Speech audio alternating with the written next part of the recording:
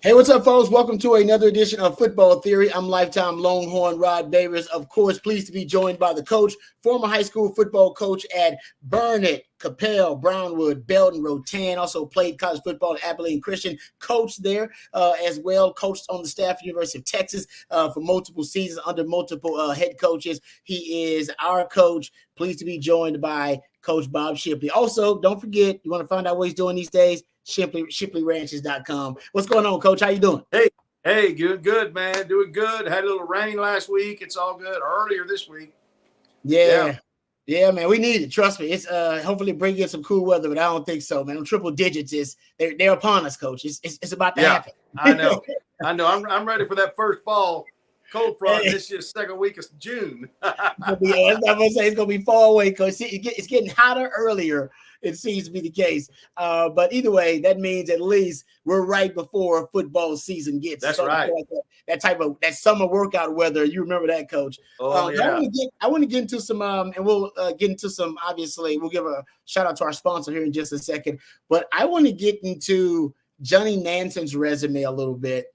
Johnny Nanson's resume is really interesting. He's an interesting coach. And also, I kind of want to get into your resume a little bit because this actually may help us learn a little bit more about you, Coach. Because I got a question about your resume because something about Johnny Nanson's resume really sticks out as a coach. And also, I want to talk about his impact on the defense. He's co-DC. People bring him in like he's just a linebackers coach. He's going to be co-defensive coordinator. I got a feeling he's going to be a lot more impactful on this defense than a lot of people are expecting. So we'll get into that too coming up a little bit later on. But first, let's give a shout out to our wonderful sponsor. Football Theory is brought to you by accomplished Austin Realtor Laura Baker. Laura and the Andy Allen team at Keller Williams handle all of your real estate needs in the Austin area. Laura is not only a diehard Longhorn fan, but a longtime Austin real estate expert. Give her a shout today, 512-784-0505. That's 512-784-0505. All right, Coach, the thing that stood out to me about Johnny Nanson's resume, and I've actually looked at a lot of different coaches at the college and the NFL level, how harder at the high school level, obviously, to find this kind of information, but looked at coaches, and I call it the Belichickian principle, if you will, Belichickian theory. I was doing some research on what set Bill Belichick apart from other coaches, and one thing I came upon is that he has coached in all three phases of the game as a coach. Even at the NFL level, he had coached in all three phases of the game, which is really rare. I mean, usually coaches, they have their expertise in just one phase of the game, and they don't really venture out into special. If they're a defensive coach, they don't coach special teams or offense. If they're an offensive coach, they usually don't coach defense or special teams. They kind of stick to be an expert in their field. But some coaches, they go to other different phases and kind of pick up other strategies and pick up more knowledge about the game overall, not just about the singular focus of their phase. And Johnny Nanson is one of those guys. Johnny Nanson, he has coached all over the place, Coach. He's coached running backs, he's coached cornerbacks, he's coached the safeties, he's coached linebackers, D-line, special teams, of course, inside linebackers. This guy's been all over the place. And I do think, I'm not saying, if you don't do that, then it makes you a lesser coach. No, not at all, because that's most coaches. I do think, though, it may give you a more kind of well-rounded knowledge of the game to spend a little time in another phase of it, because all the phases are complementary. Sark talks about that all the time, complementary football.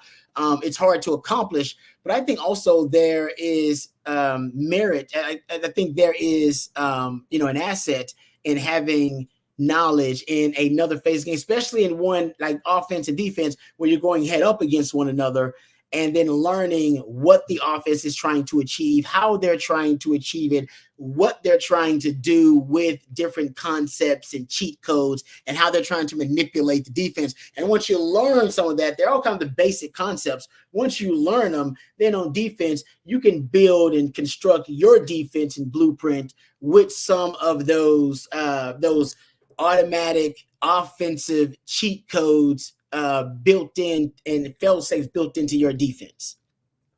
Yeah, I don't think there's any doubt about that. I I've never really been a special teams guru, but my first job in collegiate coaching was as an offensive line coach. And honestly, Abilene Christian was Division II back then. We didn't have many coaches. I mean, very few coaches. We had graduate assistants that actually had to be position coaches. We were so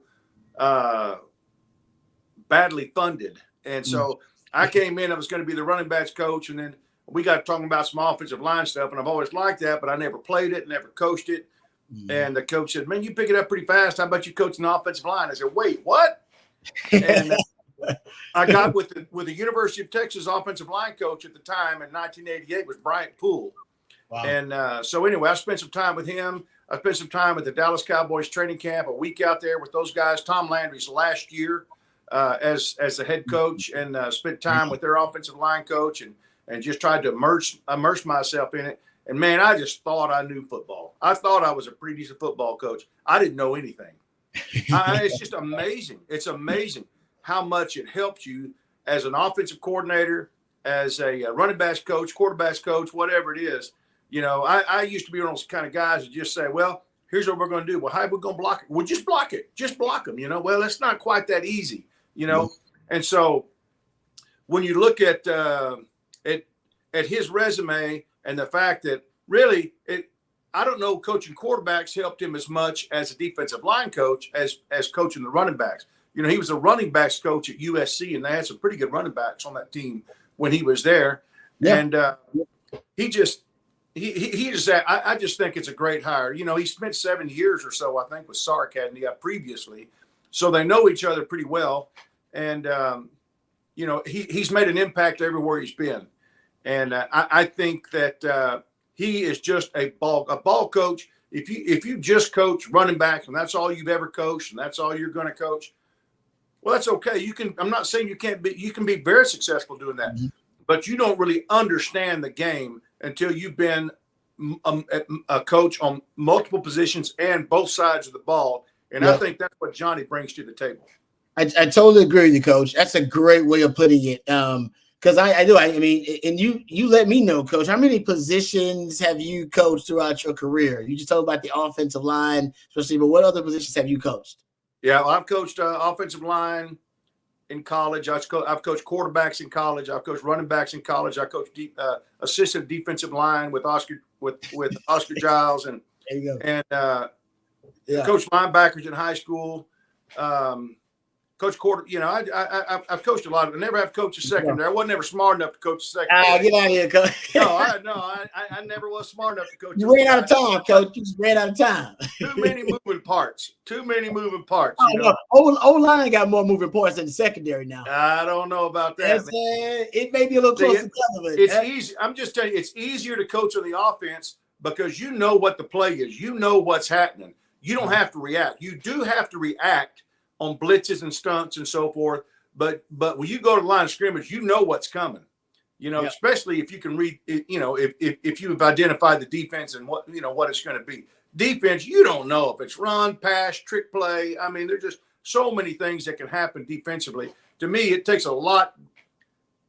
It takes a really good football-minded guy to coach defense because you don't know what's coming. You don't have any idea what's coming. And I was the same way as a player. In college, I played fullback, running back, and played linebacker one year. And I'm going to tell you, I'd a lot rather be on offense because I like to know what, you know, I wasn't as good as reacting as I was going to line of scrimmage, knowing who I got to block, knowing where the hole's going to be probably. And offenses were a lot simpler back then. They didn't give you all these options. You know, you didn't read the zone, you know, just kind of go inside out or outside in, depending on what it was. You knew what the play was going to be, and you just did it. And that was a lot more comfortable for me. So I'm really excited about this hire. And you look at his resume, and I know you'll probably talk about it. There has been a drastic improvement everywhere he's been, especially going into Arizona. Yep. You know, the difference in that defense and the wins and losses compared to, you know, 2001 when they were 1-11. You know, to going in and beating Oklahoma in the Alamo Bowl and maybe the third time Arizona's ever won 10 games in a season. That's a difference maker, and you do that defensively. Yeah. And, when they asked Johnny Nansen about, his time moving around, coaching different positions and coaching the other side of the ball on offense and defense, he said, and this is, by the way, this is by design because, I just talked about Bill Belichick is probably the most famous example of a coached in all three phases at the highest level. Is really something that set him apart. Jed Fish, who is now the Washington head coach, but was the Arizona head coach. Remember, he's a former staff member of Bill Belichick. He's a Belichick disciple. Belichick is famous for asking some of his players even to go to other position meeting rooms, to go to the opposite side of the ball, to go to the offensive meeting room. If you're a defensive player, defensive meeting room. To be an offensive player, go to the defensive meeting room to learn about the other side of the ball, and therefore to help increase your football IQ overall, and then learn what the other side of the ball is hoping to achieve. So Jed Fish is from that Belichickian tree, and he reportedly asked Bill Belichick, "Hey, what should I look for in a coach?" And Belichick told him, "Look for a coach that's coached on both sides of the ball." That is so. And he found Johnny Nansen, and I think that part of Johnny Nansen's resume is why Jed Fish ultimately decided, no, he's my guy. And when they asked Johnny Nansen about being a coach on multiple sides of the ball in multiple phases, he said, "I understand how offensive coaches are thinking. I understand how they prepare. That to me was something I really wanted to study, and it made me a better coach once I moved back over to defense." When he was, I got another quote from him when he was asked about, being a coach that coached in multiple sides of the ball. He said, "When you learn the other side of the ball, it is a huge benefit when you're game planning and when you're talking to your players." So the idea of being able to hire somebody that is an elite recruiter, and understands talent acquisition and development, and somebody that understands both sides of the ball and what they've been able to do, that's been a huge resource for us. And we were so fortunate to be able to land Coach Nansen. Sorry, that was Jed Fish's, that was his quote about Coach Nansen. So he prioritized finding a coach that coached on both sides of the ball. And then Coach Nansen talked about how it was a huge benefit to him and game plan. You talked about how he's been really effective everywhere he's gone. I think one of the reasons he's been really effective is because his defenses are probably the most exotic defenses, among the most exotic in college football. And I think the reason he can make these packages so exotic, at least presentation wise, to the opposing offense, and be different matchup wise week to week, is because of his overall well-rounded knowledge of the game. I went back and looked at it, Coach, and you'll appreciate this. So in his time at Arizona, this is how many different defenses in the 2 years that he was their defensive coordinator. We saw he ran a 4-3 at one point, 4-2-5, a 3-3-5, a 3-4, double eagle flex. Had a dollar package, which was 8 DBs. Had a dime package, 6 DBs. Had a quarters package with 7 DBs. Had a joker package where he would have a 5 down linemen in his joker package. He broke that out in 2022 with 5 down linemen. He runs the penny package as well. And every game you can see pulls out something different. Use a lot of 7 DB package when he played Washington and USC. When they played against Oregon State, they played a lot of 3-4 and 4-2-5. Even used the 3 high safeties when they played against Oregon State. Washington State, Arizona used the old double eagle flex against Washington State. You're talking about from the Desert Swarm days. When like I said, when they played against San Diego State in 2022, they had the 5 down lineman package, the joker package.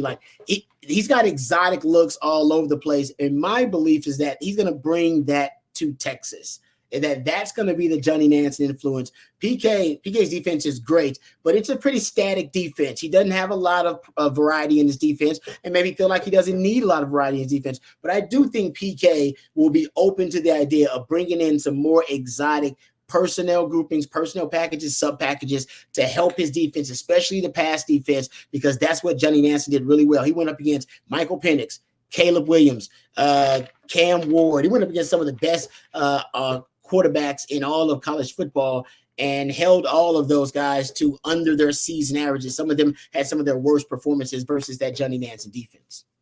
Yeah, and as the SEC is getting more and more West Coast type offenses, throwing offenses, that just plays right into his hand.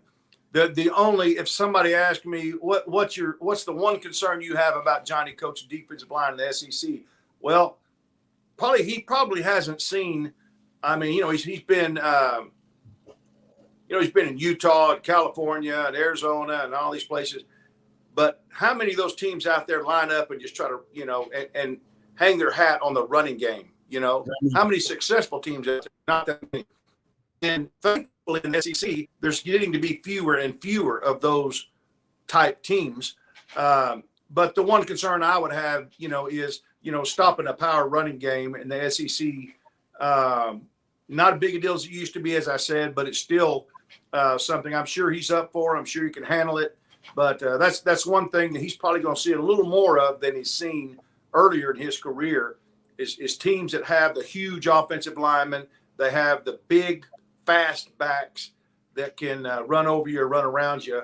And, those are some things that I'm sure he'll adapt very well to. But he's an impressive guy. You're talking about coaching both sides of the ball and all that. I never coached a secondary, but I had a guy that was a great secondary coach. Well, I think we talked about this one time on one of our first football theory shows, and that is he taught me that when I was coaching receivers that as a defensive back, you're looking at that, you're reading your keys and all that stuff, but one of the things you want to try to do is look at that receiver's eyes. I don't know if you ever did that as a defensive back, but when he's running a pass route, he ain't looking at you. He's looking off into la-la land. Mm-hmm. Because he kind of thinks if he's not looking at you, then maybe you don't see him or something, If he's blocking you, he's going to be looking right in your eyes the whole time, from the time the ball snapped to the time he makes contact. He's focused right on your eyes. The great receivers won't do that. They'll try to have their eyes the same way every time. But the inexperienced receivers that aren't real sure of themselves, they're going to be eye locked with you the whole time, from the time the ball snapped till they're engaged in the block. And so that's one thing I always try to teach my receivers to do is be consistent with your eyes, whether it's a run or a pass. Yeah. And those are little things like that are things that Johnny can bring to the table. Not necessarily that specific thing, but there's, as there's tons of stuff like that. Little keys, have the weight on the hand, the foot placement and all those things of offensive linemen. There's all types of keys like that coaching both sides of the ball will really accelerate you as a coach and what you're teaching your guys. Yeah, no doubt. Before we get here, a couple of things I think you're going to see from the Johnny Nansen influence because it's time at Arizona. They probably ran more cover 3 than anybody in the Power 5. You're talking about upwards of over 55% of the time. They were single high coverages, close to 70% of the time. That means one single high safety. PK is pretty split, but without T'Vondre Sweat, without Byron Murphy, you'll probably be try to play with more even, balanced boxes. They played with a lot of light boxes last year. You can do that when you got T'Vondre Sweat and Byron Murphy because they demand a double team. You can even out the numbers. Without those guys, you might have to bring another defender into the box. That means you're going to play with single high looks. That's cover 1. That's cover 3. So look for Texas paying a little more cover 1 and cover 3 than they did in previous years because of the Johnny Nansen influence as well. More run blitzes. Pretty much, I think more passing stunts up front, twisting stunts in games up front. Also something we saw more of from Johnny Nansen in Arizona. So I think Johnny Nansen's going to have a huge influence, and PK is open to it, just like he was when Gary Patterson came on the staff and they started running more of the match quarters. PK is a very progressive defensive coordinator, always looking to get better. We're always looking to get better, too, thanks to Coach and his wisdom, and also thanks to Laura Baker for her continued support of Football Theory. Football Theory brought to you by accomplished Austin realtor Laura Baker. Laura and the Andy Allen team at Keller Williams can handle all of your real estate needs in the Austin area. Laura is not only a diehard Longhorn fan, but a longtime Austin real estate expert. So please give her a shout today, 512-784-0505. That's 512-784-0505. Thanks again, Coach, for all of the wisdom. We appreciate it all the time. Thank you to everybody out there who joined us and who obviously are watching and listening and supporting Football Theory. We appreciate them. Thanks to Matthew behind the scenes. Thank you to Laura Baker once again as well. And thank you to everybody out there for supporting On Texas Football. Until next time, hook 'em horns.